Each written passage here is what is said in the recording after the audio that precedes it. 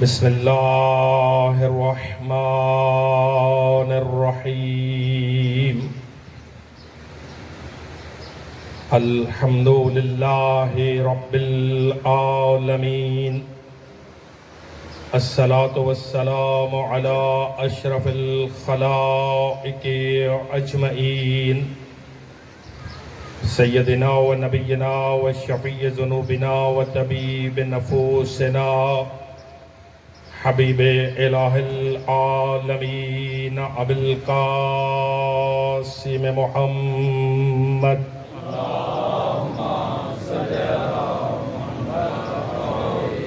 وأهل بيته الأطيبين الأطهرين المعصومين المنتخبين المنتجبين الهداة المهديين الذين أذهب الله عنهم الرجس وطهرهم تطهيرا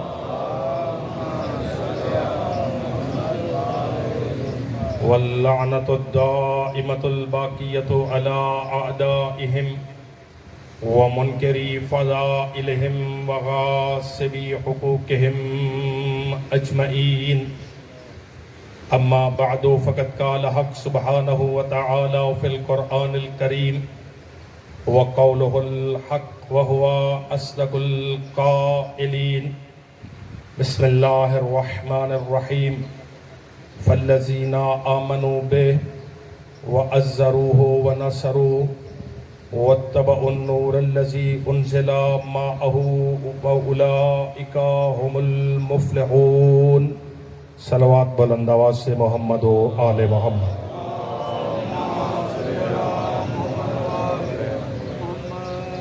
آپ تمام احباب کی خدمت میں التماس سے ایک مرتبہ سورہ فاتحہ کی تلاوت فرما کر مرحوم و مغفور جناب حضرت شاہ صاحب کی روح پرفتوں کو اصال فرماتے ہیں۔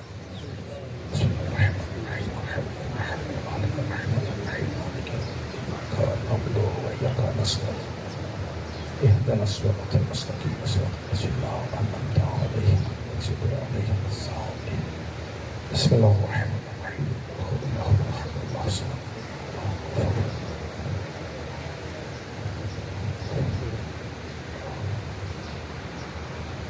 محمد وآل محمد وجل فرجنا على محمد۔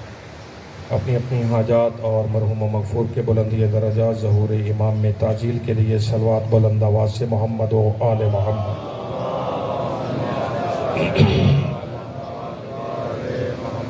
عزیزان گرامی قدر واجب الاحترام سامعین حضرات،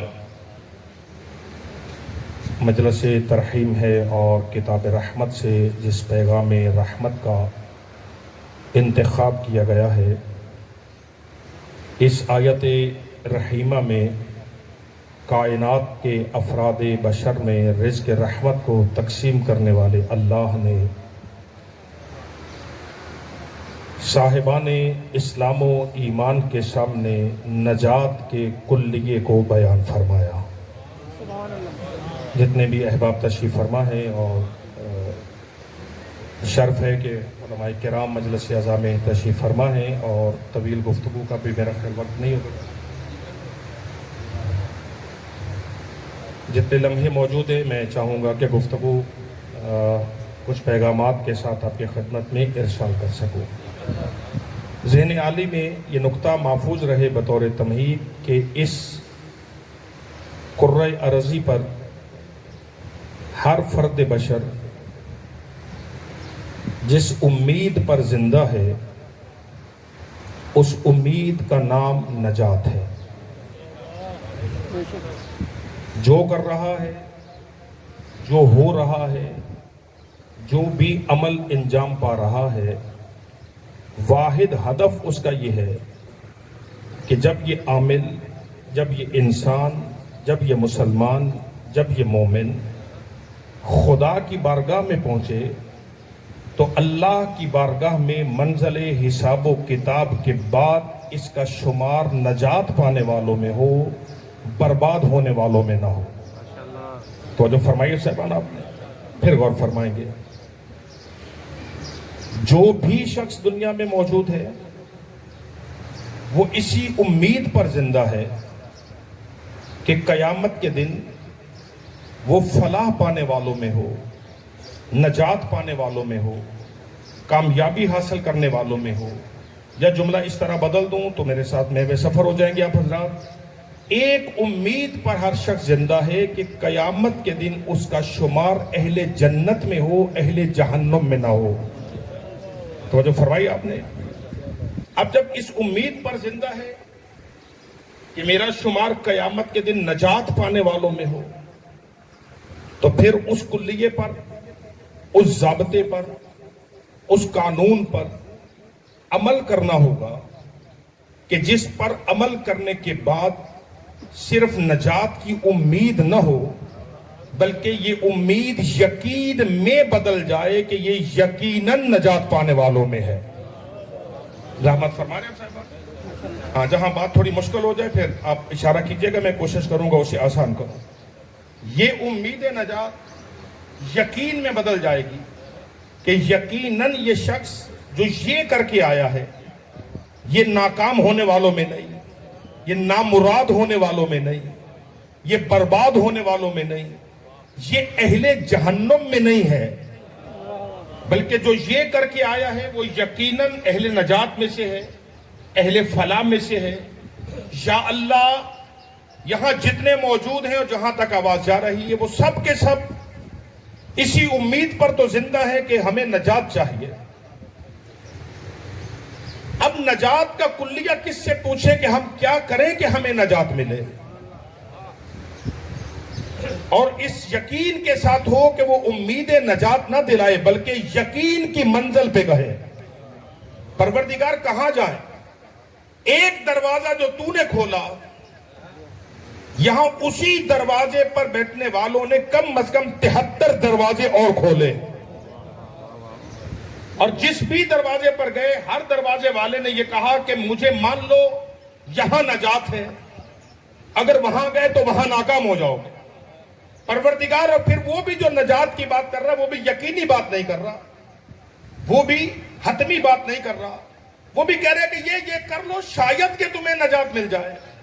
پھر ہم نے اسے یہ بھی کہا کہ اچھا اگر تمہارے مطابق کر لے تو قیامت کے دن تم داد رسی کے لیے تو آ جاؤ گے نا، وہاں ہمیں بچا تو لو گے اگر مدد کی ضرورت پڑ گئی۔ تو اسے کہا کہ نہ وہاں کی ضمانت نہیں ہے، اس لیے کہ ہم اپنے کے ذمہ دار ہو گے، تم اپنے کے ذمہ دار ہو گئے۔ پروردگار یہاں تو کوئی نہ امید دلا رہا ہے، نہ کوئی ذمہ داری اٹھا رہا ہے۔ بار الہ جائیں تو جائیں کہاں؟ آخر یہ مخلوق تیری ہے، تو نے مخلوق کو برباد ہونے کے لیے تو بنایا نہیں ہے، تو اپنی مخلوق سے محبت بھی بہت زیادہ کرتا، لہذا پروردگار اب کلیہ نجات بھی تو بیان کر، اس لیے کہ جو کلیہ، جو ضابطہ، جو قانون، جو آئین تو بیان کرے گا اس میں ذرہ برابر شک و شبہ کی کوئی گنجائش موجود نہیں ہوگی۔ میرے ساتھ ہے آپ حضرات؟ بات بڑھاؤں تو تیزی کے ساتھ بات کو آگے لے کے جانا چاہ رہا ہوں۔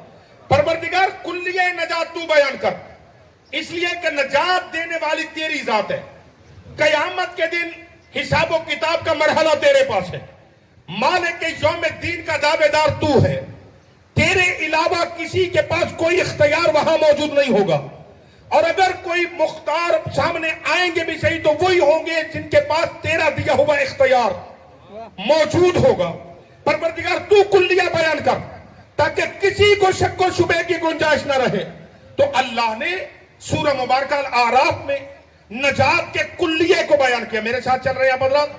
کلیہ نجات کو بیان کرتے ہوئے خدا فرما رہا ہے فَالَّذِينَ آمَنُوا بِهِ، میرے طرف دیکھیں گے سرکار، فَالَّذِينَ آمَنُوا بِهِ، اے نجات کے متلاشیوں، اے نجات کی خاطر در بدر کی ٹھوکریں کھانے والوں، اے نجات کی خاطر اپنے جیسوں کے پاؤں میں بیٹھنے والوں، اے نجات کی خاطر کسی گمراہ کی بیعت کر کے آگے بڑھنے والوں، آؤ میں تمہیں بتاؤں کہ کلیہ نجات اور ضابطہ نجات کیا ہے۔ فَالَّذِينَ آمَنُوا بِهِ، خدا فرماتا ہے اگر نجات چاہتے ہو تو پہلا کام یہ ہے میرے محمد پر ایمان لاؤ۔ نہیں عزیزان گرامی، مجھے اب اس کے بعد وضاحت کی ضرورت نہیں ہونی چاہیے نا۔ فَالَّذِينَ آمَنُوا بِهِ، پس ایمان لاؤ میرے نبی پر، میرے محمد پر ایمان لاؤ. بڑھاؤں بات آگے جی. فالذین آمنوا بے, میرے مصطفیٰ پر ایمان لاؤ.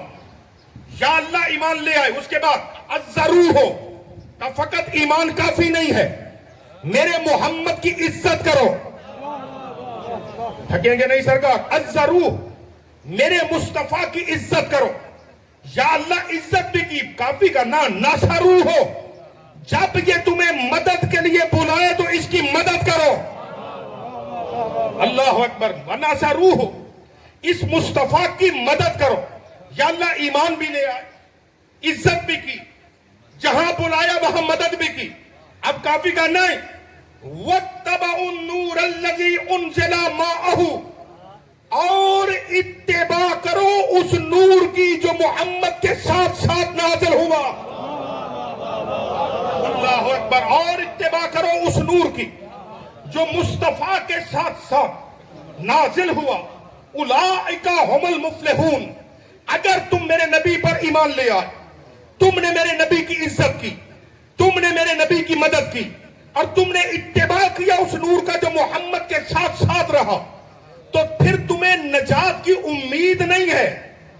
اللہ کہہ رہے فَأُولَئِكَ هُمُ الْمُفْلِحُونَ, یہ والا گروہ قیامت کے دن یقیناً نجات پائے گا. اللہ اکبر. سارا مجمع ہے میرے ساتھ؟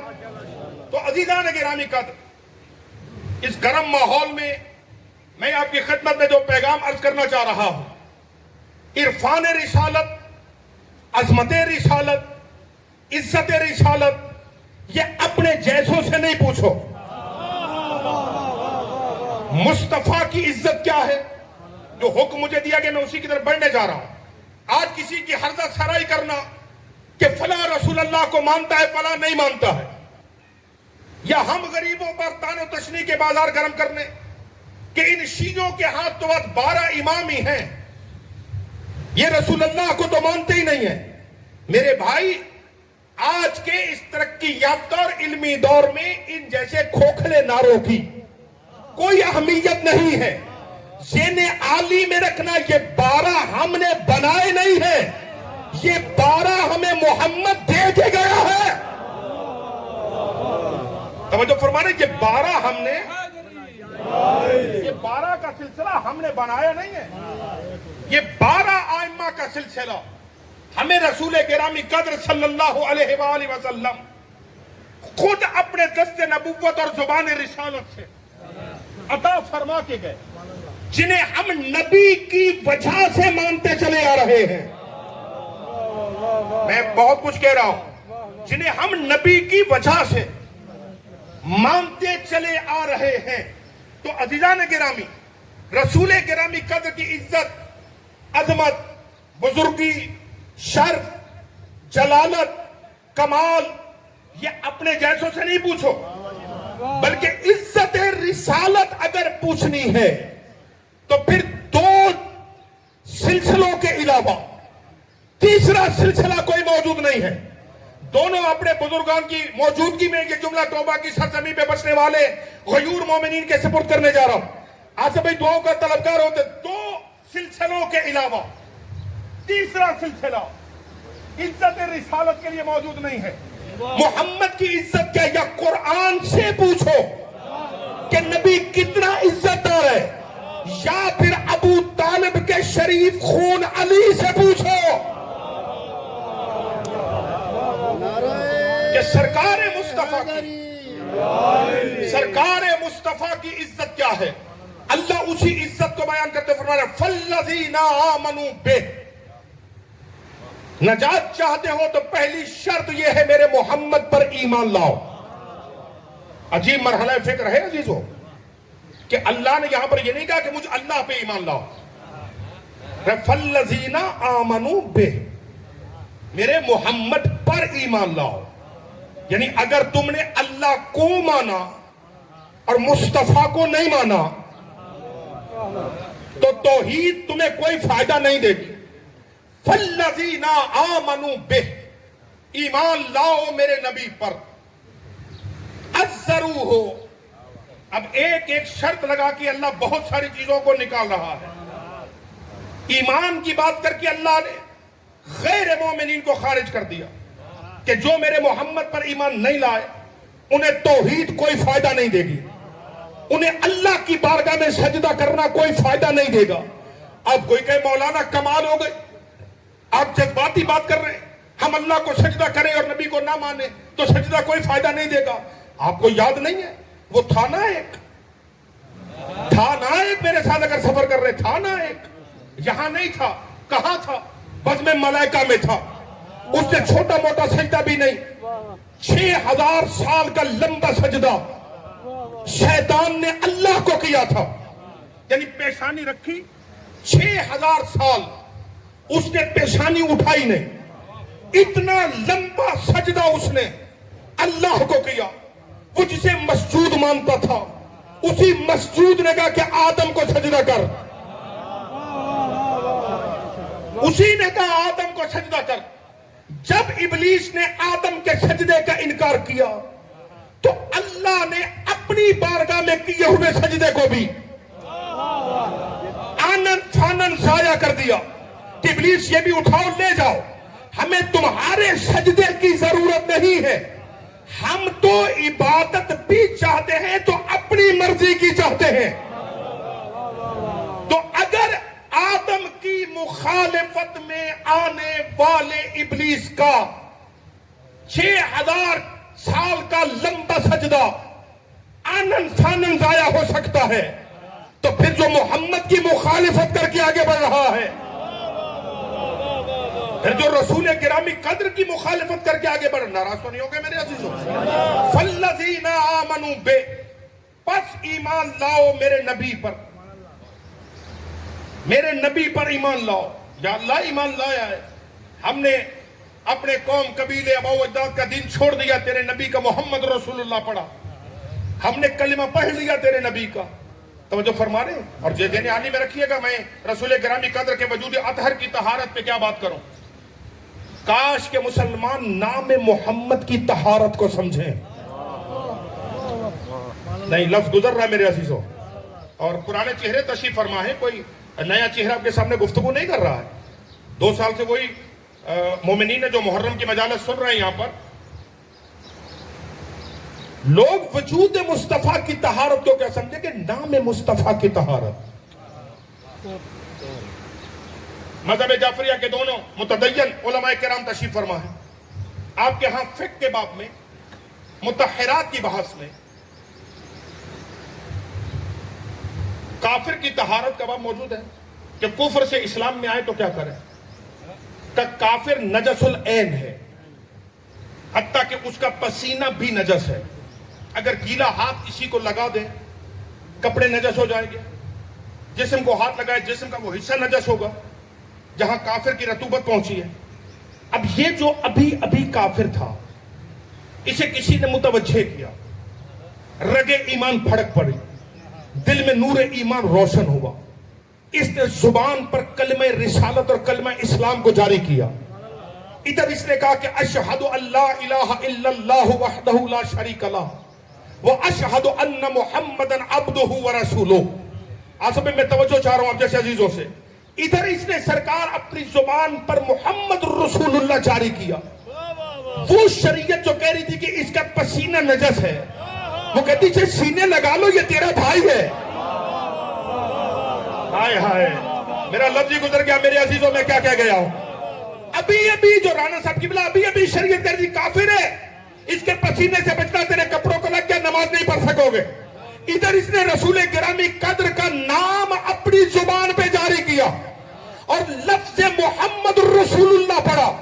شریعت کہتی پسینہ بھی پاک ہو گیا، جسم بھی پاک ہو گیا۔ دونوں میرے بھائی موجود ہیں، پوچھ لیجئے گا، فقہ کی کتابیں اٹھائیے گا۔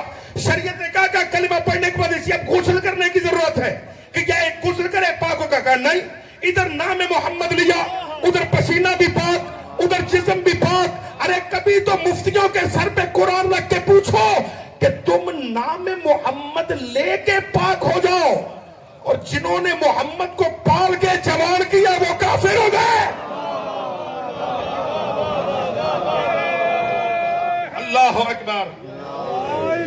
اب غور فرمانے صاحبان، فالذین آمنوا بے گفتگو رک گئی پہلے مرحلے پر. ایمان لاؤ میرے نبی پر. وَعَزَّرُوهُ عزت کرو میرے مصطفیٰ کی. یا اللہ جو ایمان لایا ہے وہ عزت بھی تو کرتا ہے.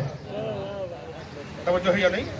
آخر جس نے تیرے نبی کا کلمہ پڑھا وہ عزت بھی تو کرتا ہے. یہ الگ سے عزرو کی شرط لگانے کی کیا بات ہے؟ نہیں، جسے تم عزت کہتے ہو وہ عزت نہیں ہے. ایمان کیا ہے؟ ایمان یہ ہے کسی کی ذات کو مان لینا. تھک رہے ہیں آپ حضرات؟ ایمان کیا ہے؟ کسی کی ذات کو ماننا، یہ ہے ایمان. عزت کیا ہے؟ کسی کی بات کو ماننا. تھک رہے ہیں آپ حضرات؟ ایمان بھی لاؤ، عزرو ہو، اس کی عزت بھی کرو. یعنی عزت کیا کہ جو یہ کہہ رہا ہے اسے بھی مانو. یا اللہ پھر ذرا اپنے نبی کی عزت بتا. میرے ساتھ چل رہا ہے ٹوبہ ٹیکسی کا مجمع؟ یہ پیچھے والے حضرات حیران تو نہیں ہے بھائی؟ تھوڑا سا اپنے ہاتھ ہلائیے گا تاکہ مجھے پتا چلے کہ اب زندہ اور تشریح فرمائیں. عزت رسالت ماب کیا ہے قرآن کی نگاہ میں؟ آئیے قرآن نبی کی عزت کو بیان کرتا. سورہ مبارکہ الحجرات ابتدائی 3 آیتیں بہت اہم ہیں. ارشاد ہے بسم اللہ الرحمن الرحیم یا ایہا الذین آمنوا لا تقدموا بین یدی اللہ ورسولہ. خبردار ہے صاحبان ایمان، اللہ اور اس کے رسول سے آگے نہ بڑھو. یا ایہا الذین آمنوا لا تقدموا بین یدی اللہ ورسولہ. خبردار اللہ اور اس کے رسول سے آگے نہ بڑھو. یا ایہا الذین آمنوا لا ترفعوا اصواتکم فوق صوت النبی.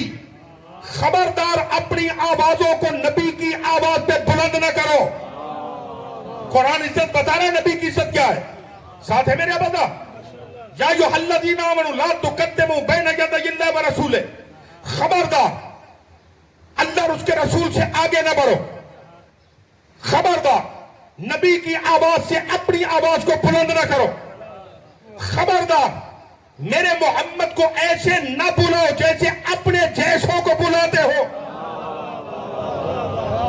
فیصلہ کون آیتیں ہیں عزیزو؟ آگے نہ بڑھو. روکا. عزت محمد یہ ہے کہ کسی کا قدم میرے نبی سے آگے نہ نکلے. دوسرا، کسی کی آواز میرے نبی کی آواز سے بلند نہ ہو. تیسرا کہ اپنے جیسوں کی طرح میرے نبی کو مت بلاؤ. اس کا مطلب اللہ فرما رہا اگر تم جیسا ہوتا تو پھر اللہ کبھی یہ قید ہی نہیں لگاتا کہ اگر تم نے یہ کیا خدا تمہارے سارے اعمال کو ضائع کر دے گا حتیٰ کہ تمہیں شعور بھی نہیں ہوگا. غور فرما رہے میرے عزیزو. اب فیصلہ کون آیت ہے؟ اے مومنین خبردار اللہ سے بھی آگے نہیں جانا، اللہ کے رسول سے بھی آگے نہیں جانا. بزرگان موجود ہیں، علماء سے پوچھئے گا ریزن کیا رہی ہے کہ اللہ نے نبی کو جسم تو دیا مگر پیغمبر کو سایہ نہیں دیا. اس کی وجہ کیا ہے کہ اللہ نے پیغمبر اسلام کو جسم عطا کیا مگر خدا نے پیغمبر کا سایہ نہیں بنایا. اس کی وجہ کیا ہے؟ وجہ اس کی یہ ہے کہ اگر آپ غور فرمائیں، دھوپ کا موسم ہے، سرکار ابو طالب کے جنت نذیر گھر سے نکلے، مکے کی گلیوں میں نبی نے چلنا شروع کیا. توجہ فرما رہے؟ یا مدینہ النبی میں سرکار اپنے گھر سے برآمد ہوئے، سورج کی کرنوں نے چہرے مصطفیٰ کی زیارت کرنی شروع کی. توجہ فرما رہے؟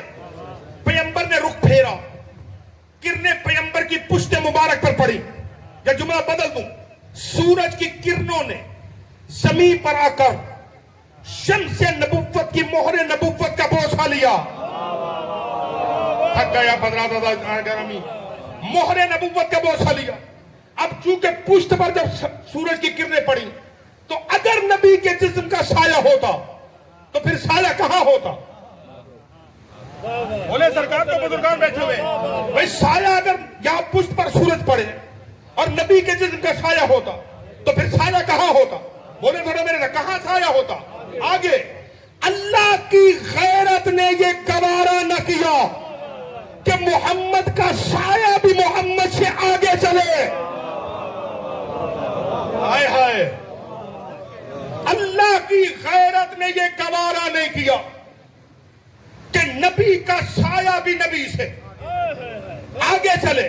اب آپ ناراض ہو جائیں، آپ راضی ہو جائیں، داد دیں داد نہ دیں، مگر جملہ تو میں کہوں گا، وہ اللہ جو نبی کے سائے کا نبی سے آگے جانا گوارا نہیں کرتا، وہ کسی مسلمان کا محمد کے آگے کھڑے ہونا گوارا کیسے کرے گا؟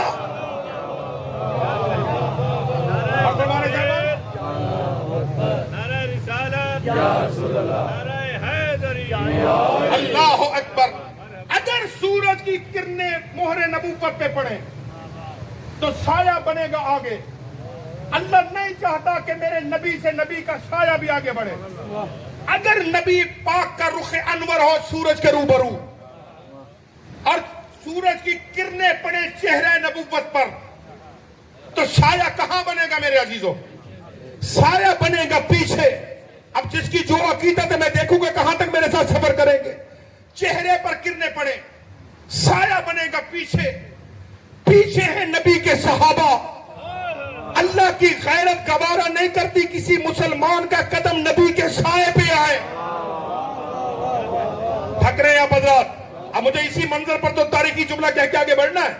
اللہ کی غیرت یہ گوارا نہیں کرتی کہ کسی مسلمان کا قدم میرے محمد کے سائے پہ آئے. بس عزیزان گرامی، اب شیعہ ہیں شیعہ رہیں، آپ اہل سنت رہیں، آپ سب کے عقیدے آپ کو سلامت. مگر جو پیغام میں دینا چاہتا ہوں وہ کیا ہے؟ خدا کے لیے ہم پہ کفر کا الزام مت لگاؤ. ہم نہ کسی صحابی کی عظمت کے منکر ہیں نہ کسی اور کی عظمت کے منکر ہیں. صحابی اسے کہتے ہیں جو محمد کے سائے پہ قدم نہ رکھ سکے. آل اسے کہتے ہیں جو مہر نبوت پہ سوار ہو جائے.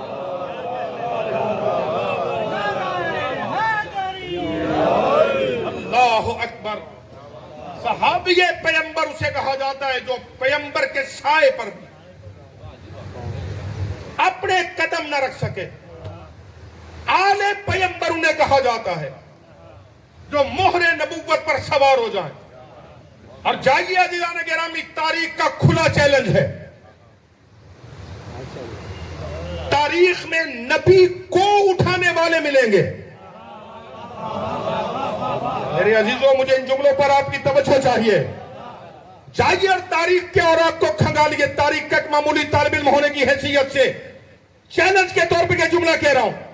تاریخ کے اوراق کو کھنگالیے، پھر کھنگالیے، پھر کھنگالیے اور بنائیے فہرست. آپ کو نبی کو اٹھانے والوں کی فہرست ملے گی کہ فلاں 2 قدم نبی کو اٹھا کے چلا، فلاں 4 قدم نبی کو اٹھا کے چلا، فلاں 10 قدم نبی کو اٹھا کے چلا. نبی کو اٹھانے والے ملیں گے، لیکن نبی نے جن کو اٹھایا وہ فقط 3 ملیں گے، 2 بیٹے اور 1 باپ. اللہ اکبر. توجہ ہے یا نہیں ہے؟ وہ بس اور بس تاریخ میں 3 باپ اور بیٹا ملیں گے. یا علی ہے، یا حسن ہے، یا حسین ہے. غوری نہیں فرما رہے میرے عزیزوں، میں کیا کہہ رہا ہوں؟ نبی نے یا علی کو اپنے کاندھوں پہ اٹھایا ہے، یا نبی نے حسن و حسین کو اپنے کاندھوں پہ اٹھایا ہے. یہ تاریخ ہے نا میرے عزیزوں. یہ تاریخ بلا تفریق مذہب و ملت کی تاریخ میرے ہاتھوں میں ہے. وہ فتح مکہ ہے، 9 یا 10 ہجری ہے، کعبۃ اللہ ہے، بت توڑنے کا موقع ہے. نبی بت توڑ بھی سکتے ہیں. پھر سارے لشکر کو دیکھنا تھا، یا علی میرے قریب آؤ، یا علی ذرا میرے قریب آئیے. اب جیسے علی قریب آئے فرماتے رسول خدا، یا علی یا تو آپ مجھے اٹھائیں، یا تو آپ مجھے اٹھائیں تاکہ میں بت توڑوں، لیکن آپ بار نبوت نہیں اٹھا سکیں گے.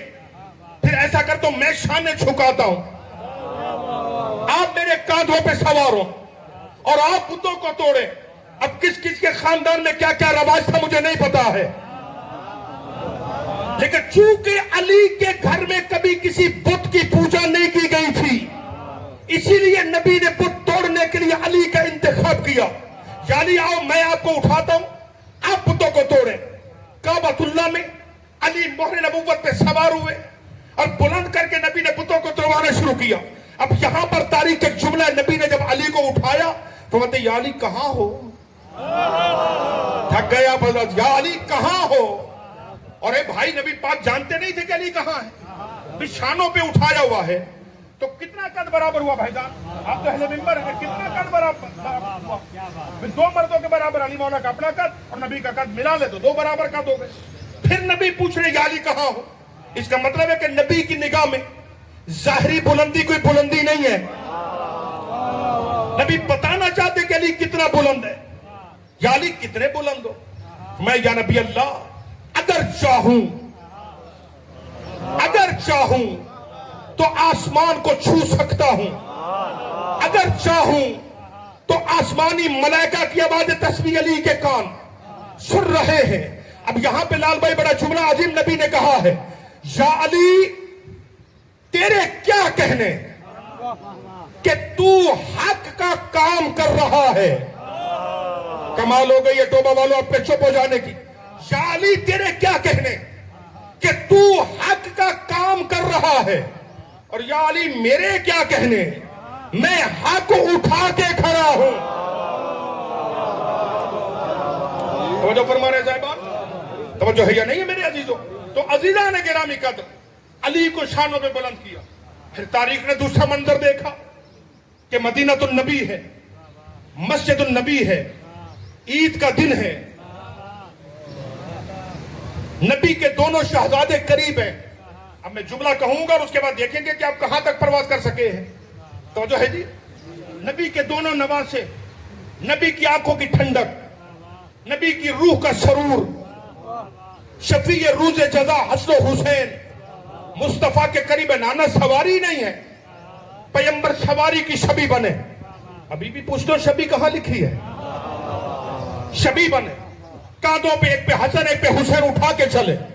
मदीने की गली, मस्जिद के अंदर नहीं, मदीने की गली में पैगंबर साहब तारीखुल खुलफा हजरत अल्लामा जलालुद्दीन सुयूती ने इस वाक़े को लिखा कि नबी मदीने की गली में चल रहे थे, या अचानक हजरत उमर रजी अल्लाह तआला अन्हु की निगाह नबी पाक पे पड़ी।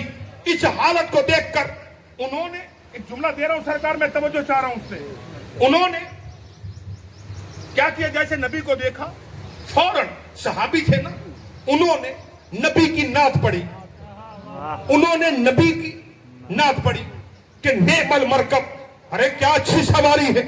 सहाबी ने नात पढ़ी, राना साहब किबला पैगंबर ने हुसैन और हसन का कसीदा पढ़ा, अल्लाह अकबर। सहाबी ने नबी की नात पढ़ी, नबी ने हसन हुसैन का कसीदा पढ़ा।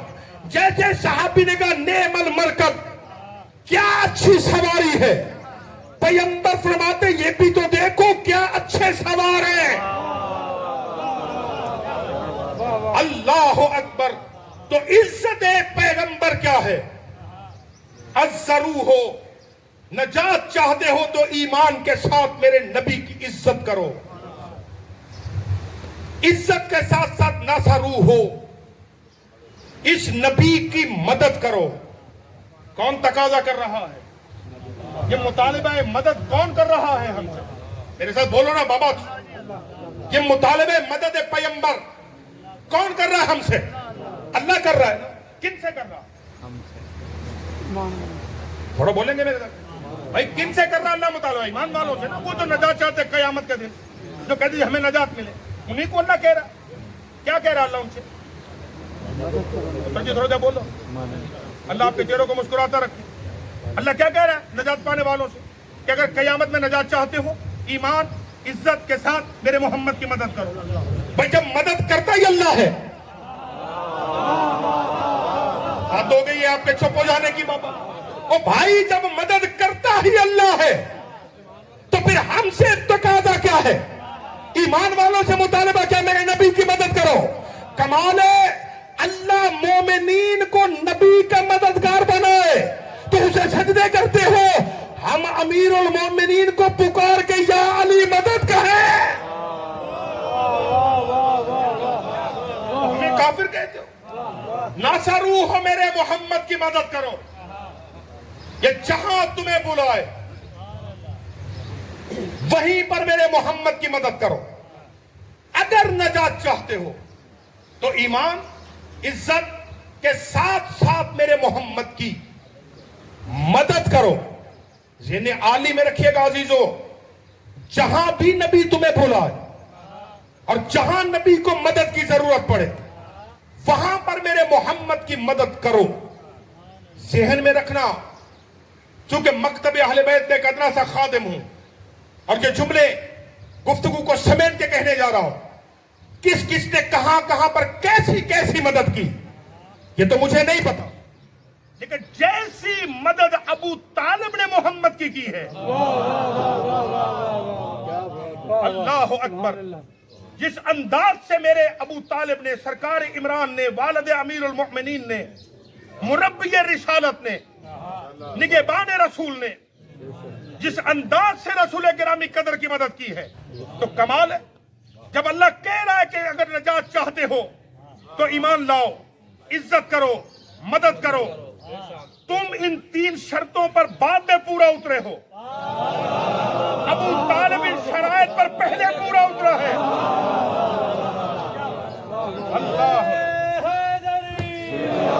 اللہ اکبر, تم ان شرائط پر بعد میں پورا اترے ہو.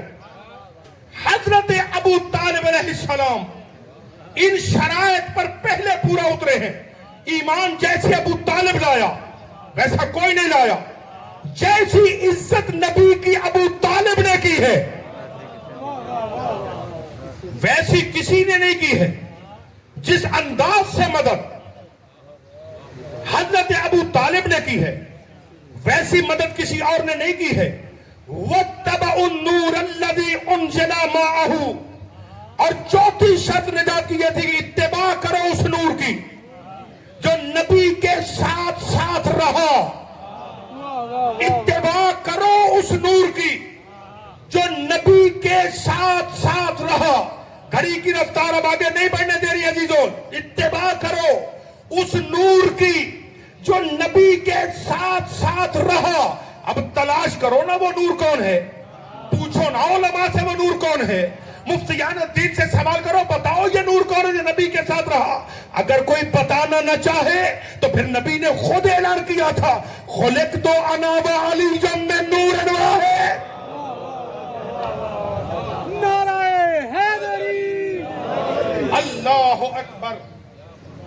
یعنی پتہ یہ چلا کہ نجات کے لیے جہاں نبی کی ذات پر ایمان ضروری ہے, جہاں نجات کے لیے نبی کی عزت ضروری ہے, جہاں نجات کے لیے نبی کی مدد ضروری ہے, وہیں پر نجات کے لیے علی کی اتباع واجب ہے.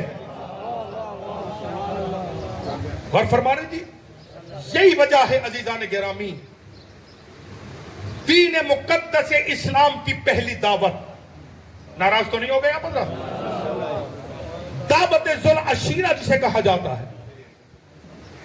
کمال یہ ہے آصف بھائی کہ دنیا بیان بھی کرتی ہے, کتابوں میں لکھتے بھی ہیں, پھر غور بھی نہیں کرتے. یہ دعوت ذوالعشیرہ یہ کہاں ہوئی ہے؟ نبی کے اپنے گھر میں ہوئی ہے, ابو طالب کے گھر میں ہوئی ہے. اور ذہن میں رکھیے گا کہ جو شخص کسی نظریے کا مخالف ہوتا ہے نا وہ کبھی اپنے گھر میں اس نظریے کی بات نہیں کرنے دیتا. تھک رہے ہیں آپ حضرات, اس سے زیادہ تو قریب میں آ ہی نہیں سکوں گا عزیزو. جو جس نظریے کا مخالف ہوتا ہے وہ اپنے گھر میں اس نظریے کے بات نہیں کرنے دیتا. کیا مسئلہ؟ کیونکہ یہاں سیاست پہ بات تھوڑی کرنی ہے, نہ سیاسی مولوی ہوں اور نہ بات کر رہا ہوں اس کے اوپر, لیکن ایک مثال دے کے پڑھ رہا ہوں. اگر کسی ایک حلقے میں کسی ایک پارٹی کا بہت زور ہو تو وہ اپنے حلقے میں مخالف پارٹی کا جلسہ نہیں ہونے دیتے. اور فرما رہے صاحبان یا نہیں فرما رہے؟ جس حلقے میں ایک پارٹی کا زور ہے وہ وہاں پر دوسری پارٹی کا جلسہ نہیں ہونے دیتے.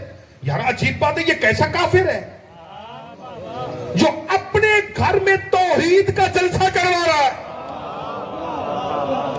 اللہ اکبر, توجہ نہیں برو, او بھائی یہ کیسا کافر ہے جو اپنے گھر میں توحید کا جلسہ کروا رہا اور اور جلسہ کروانے کے لیے اپنی تمام تر خدمات کو پیش کر رہا، پیسہ بھی دے رہا، جان بھی دے رہا، خون بھی دے رہا، گھر بھی دے رہا، حفاظت کی ذمہ داری بھی دے رہا، اور پھر اسی توحید کے معلم اور مبلغ کو کہہ رہا جائیے اور منبر پر جا کر جو آپ کے رب نے آپ کو کہا ہے اس کا پرچار کیجئے۔ رسول گرامی قدر گئے، اعلان کیا، توجہ ہے یا نہیں؟ اب عزت رسالت کیا ہے؟ جب یہ دعوت ذوالعشیرہ ہوئی ہے بھائی جان، اسی پہ گفتگو روکنا چاہ رہا ہوں، جب یہ دعوت ذوالعشیرہ ہوئی تو مکے کا سردار کون تھا؟ حضرت ابو طالب تھے نا، سید البطحاء خود سرکار ابو طالب تھے، سارے کا سارا مکہ انہی کے سرداری میں تھا۔ اب یہ سید و سردار مکہ ہوتے ہوئے جب ابو لہب کو ٹوک کر بٹھا دیا، اب کسی کافر کی جرت نہیں ہے کہ ابو طالب کی للکار کے مقابلے میں اٹھے۔ جب سب بیٹھ گئے تو اب عزت رسالت کیا ہے؟ ابھی تو نبی اعلان رسالت کرنے والے ہیں نا، کیا ہی نہیں ہے، لیکن اس سے پہلے حضرت ہمارے قوم یا سیدی، اے میرے سردار اٹھو، اے میرے سردار اٹھو، اور جو آپ کے رب نے آپ کو حکم دیا ہے وہ جا کے بیان کیجئے۔ وہی آئی ہے نبی پر، اعلان کرنا ہے نبی نے، اور ابو طالب فرمایا جو آپ کے رب نے آپ کو کہا ہے، یعنی وحی کے بیان سے پہلے ابو طالب جانتا ہے کہ کون سی وحی آئی ہے۔ اللہ اکبر، حضرت ابو طالب جانتے کون سی وحی آئی ہے۔ سرکار پہنچے، خطبہ دیا، خطبہ دینے کے بعد اپنی رسالت کا اعلان کیا۔ رسالت کا اعلان کرنے کے بعد اب فرماتے تم میں سے کون ہے جو اس کار رسالت کی انجام دہی میں میرا مددگار بنے؟ 10 سال کا علی اٹھا، میں وعدہ کرتا ہوں کہ میں مدد کروں گا۔ حضرت نے بلایا، بلانے کے بعد مجمع کو دیکھا، کامل ابن اسیر میں یہ جملے موجود ہیں، علامہ ابن اسیر نے لکھا کہ سرکار نے دیکھا مجمع کو، علی کا بازو تھاما، دعوت ذوالعشیرہ میں فرماتے لوگوں سنو، فاسمعوا لہ واطیعوا، اس علی کی بات کو سنو اور جو علی کہے اس کی اطاعت کرو۔ فاسمعوا لہ واطیعوا، علی کی بات کو سنو بھی اور جو علی کہے اس کی اطاعت بھی کرو۔ گویا کہ اعلان رسالت کے ساتھ نبی نے اس نور کی اتباع کو بھی واجب کر دیا کہ جس کی اتباع کا مطالبہ قرآن کر رہا تھا۔ اعلان کے بعد جب لوگ جانے لگے تو لوگوں نے طنزیہ انداز میں حضرت ابو طالب سے کہا، لو ابو طالب مبارک ہو، آج سے تیرا بیٹا تیرا امام ہو گیا۔ غور فرما رہے میرے عزیزوں؟ تو علی نے کیا مدد کا وعدہ، اور علی کی مدد کا وعدہ، علی کا مدد کا وعدہ کرنا در حقیقت ابو طالب کا وعدہ تھا، اور پھر کس انداز میں علی نے اس مدد کے وعدے کو نبھایا۔ میں نے یہ جملہ کیوں کہا دانستہ عزیزوں کہ ہم نے ان شرائط پر بعد میں عمل کیا ہے، حضرت ابو طالب نے ان شرائط پر پہلے عمل کیا۔ اور کیسے کیا؟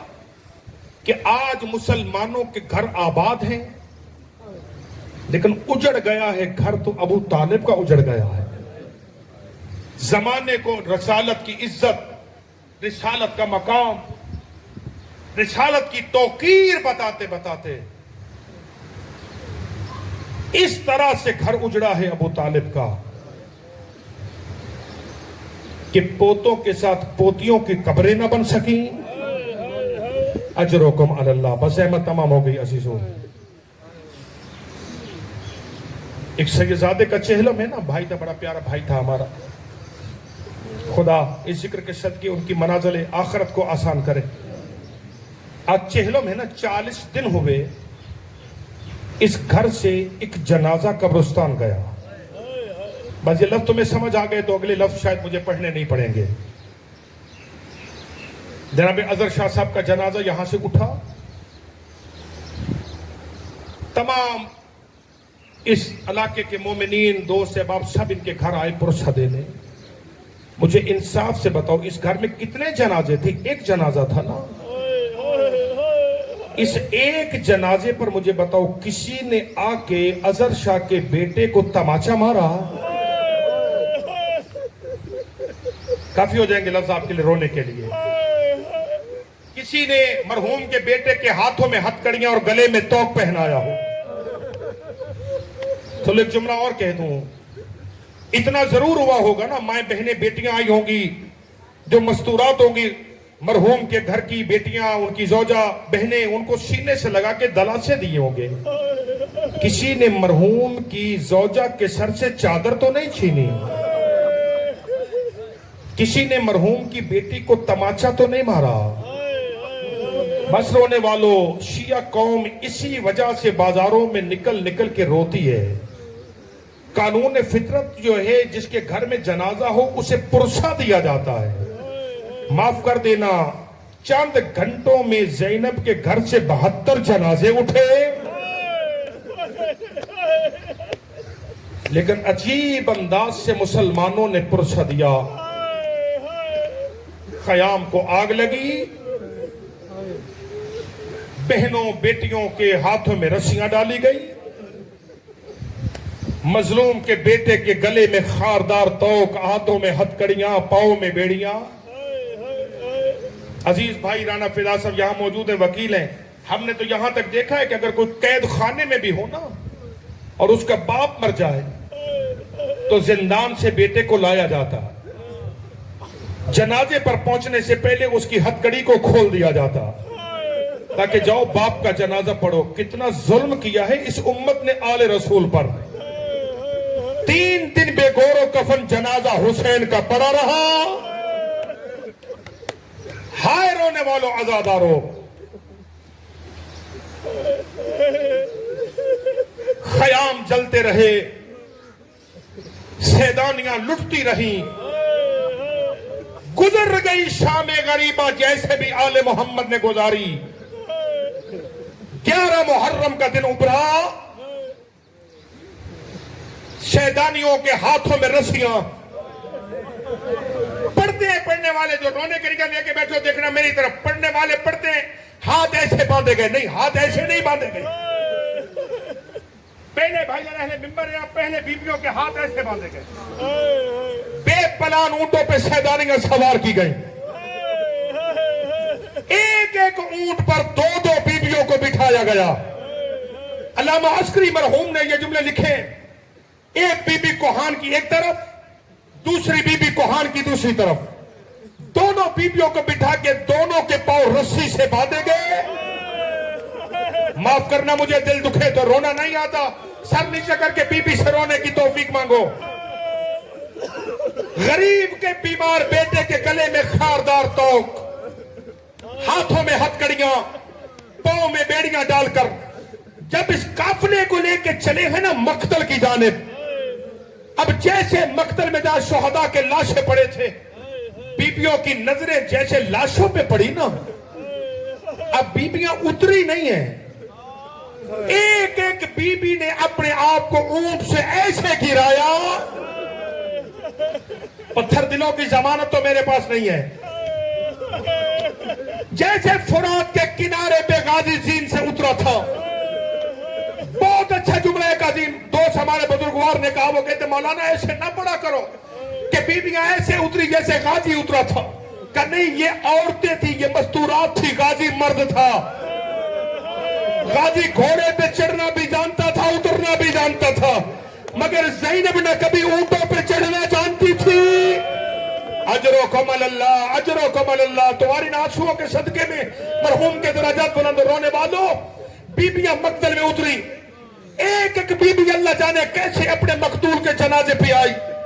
जनाजे पे आके बीबियों ने रोना शुरू किया। कर लोगे बर्दाश्त? अब उजड़ी हुई बहनें बड़ी एक पत्थरों के ढेर की जानिब, पत्थरों के ढेर पे पहुंचे। मुझे नहीं पता किस तरह बीबी ने बंधे हुए हाथों से पत्थरों को हटाया। हटाने के बाद कटी हुई रगों को देखा। देखने के बाद ज़ैनब आलिया कहती है, अंता हुसैन इब्न अली। कर लोगे बर्दाश्त? अंता हुसैन इब्न अली, क्या तू अली का बेटा हुसैन है? अंता हुसैन इब्न फातिमा, क्या तुम मुबाहले वाली फातिमा का बेटा है? अगर तू हुसैन है तो फिर बता, ऐना ऐना रासों को, बता तेरा सर कहां है? ऐना ऐना सौबों को, बता तेरा लिबास कहां کہاں ہے؟ اینا اینا خاتموں کا بتا تیری مشتری کہاں ہے؟ ہائے رونے والوں عزادارو، جب بی بی نے یہ سوال کیا نا، ایک مرتبہ کٹی رگوں سے آواز آئی، اے آنے والی، کیا تو علی کی بیٹی زینب ہے؟ اگر تو زینب ہے بتا اینا اینا رداؤ گے، بتا تیری چادر کہاں ہے؟ چادر کا نام ہے آواز حسین، چادریں تیرے قاتل لوٹ کے لے گئے۔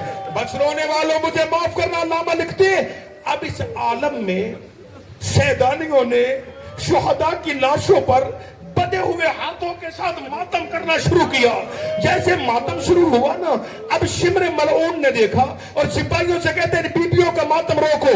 سپاہی تازیانے لے کے آگے بڑھے، جیسے تازیانے برسنے لگے ویسے بیبیوں کا ماتم تیز ہوا۔ آئے رونے والوں، اب ان ظالموں نے ہاتھوں کو کھول کے ایک ایک بیبی کی گردن کے پیچھے اجر و کمل اللہ، بس میں نے مصائب کو بھی ختم نہیں کیا ہے، ہاتھوں کو گردن کے پیچھے باندھا۔ رونے والوں قافلہ الوداع کر کے چلا۔ اب زینب عالیہ نے کیا دیکھا کہ سید سجاد ہیں، بابا کے لاشے کو دیکھتے ہیں، چہرے پر موت کی زردی آنے لگی۔